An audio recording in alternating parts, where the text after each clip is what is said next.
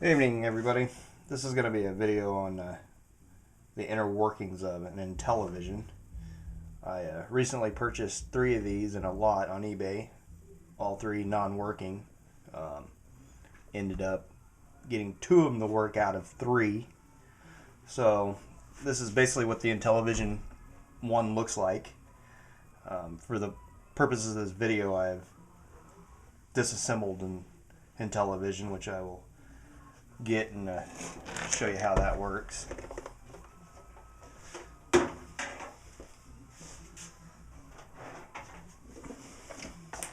This is a disassembled Intellivision.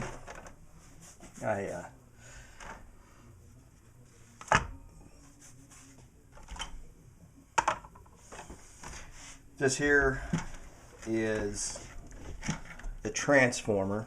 Commonly goes bad. That's actually what's wrong with, well, one of the things is wrong with this one. Transformer is bad in here.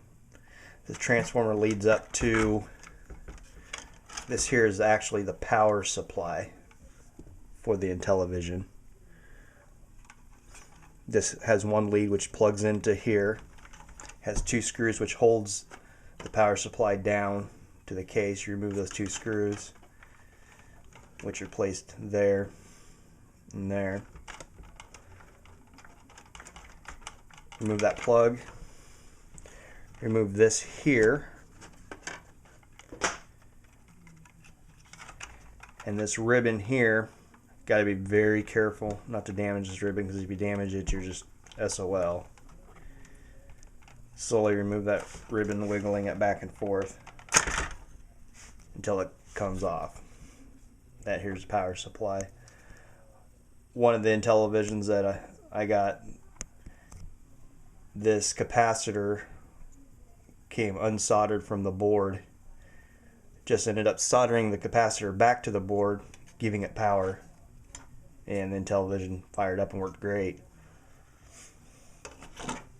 However, the second one I wasn't so lucky on. This here is the logic board of the Intellivision. After you remove it, it just comes up. It's all encased. The board itself is encased in this, which is a pain in the butt to take apart. I've done it a couple ways. You can get yourself a little butane torch, heating these soldering points up and taking it apart, or take a small screwdriver such as this, put it in here and break it loose, one by one, working all the way around. After you do that, you'll be left with the motherboard itself. The problem with the other one I had, these 2 here are the RAM chips. This here is the CPU with a processor. The processor in the other board was bad.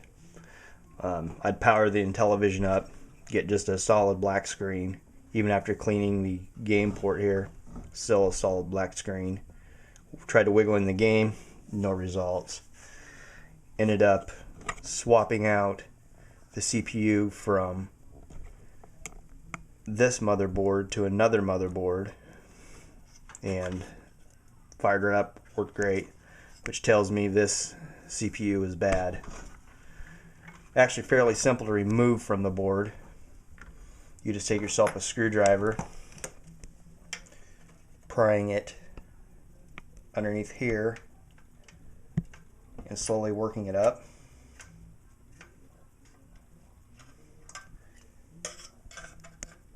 And in the same way on the other side, slowly working it up until you break it free. That there's the CPU chip for this board. This one here, like I said before, is no good. These 2 here are the RAM chips. You remove them the same way as you remove the CPU chip.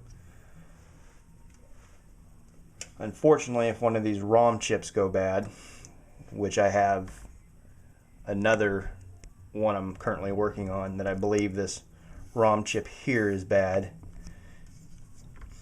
Correction, I believe this ROM chip here is bad.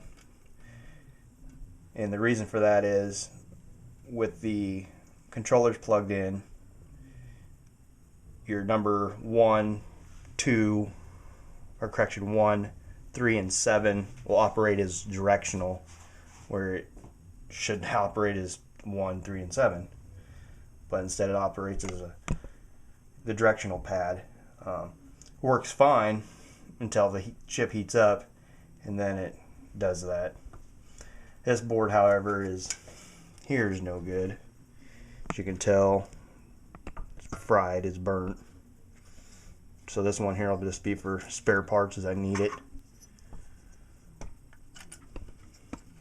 I've searched YouTube all over and the internet all over trying to look for tutorials on how to fix these darn things.